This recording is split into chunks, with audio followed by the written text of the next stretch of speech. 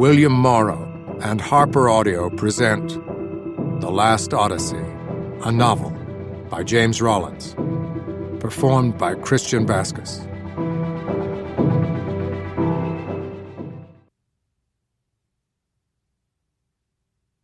To readers and listeners everywhere, to those who still seek out lost worlds and greater truths hidden within scribbles of ink on paper, thank you for joining me on this journey.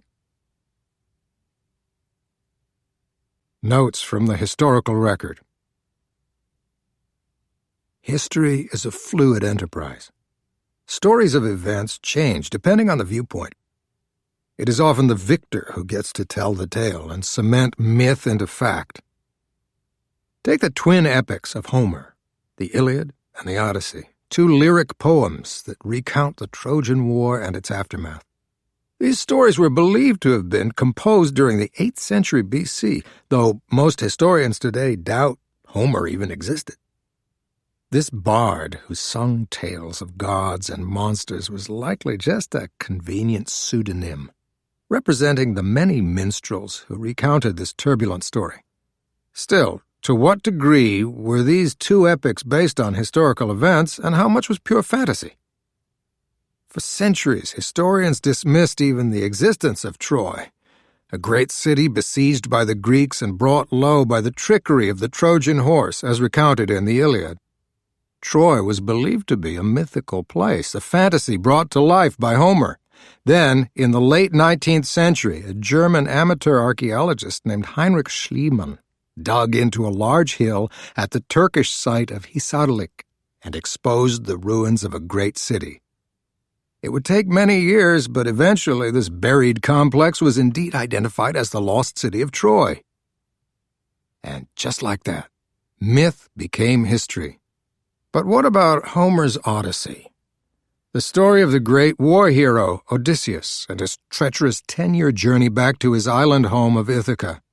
Here is a tale of hardship and ruin, of colossal monsters and witches, of God-sent storms and sirens who drove men mad. Surely none of this tale could be based on fact.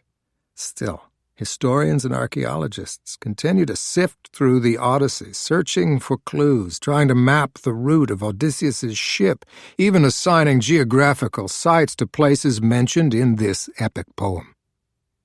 Case in point.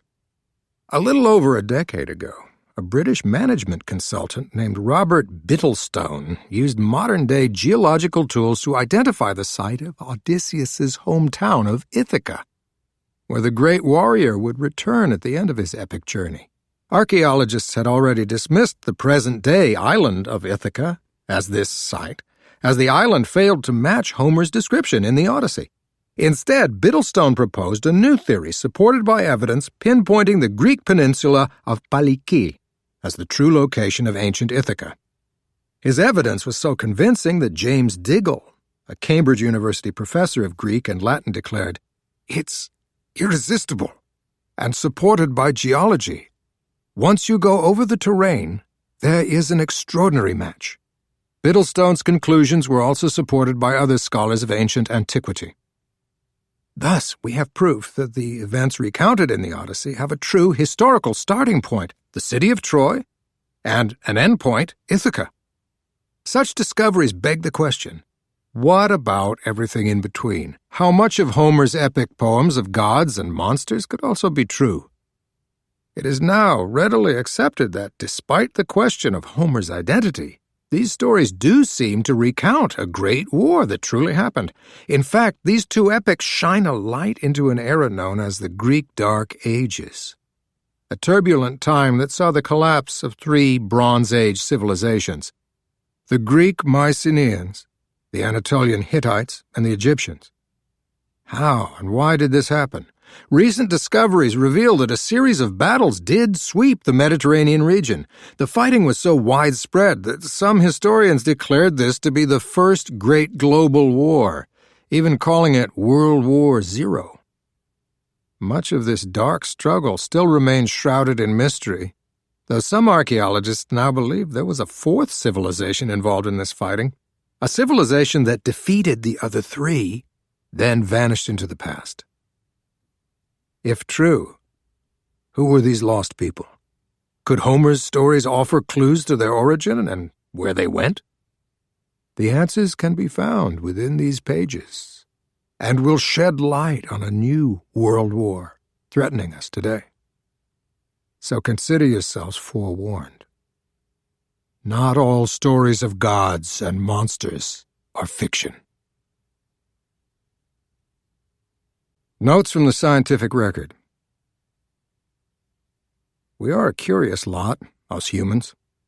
Unfortunately, our curiosity sometimes leads us into more trouble than it does benefit us, especially when it comes to inventions. The wheel came into widespread use around 3500 BC, and since then, we've not stopped innovating to both improve our lives and to better understand it.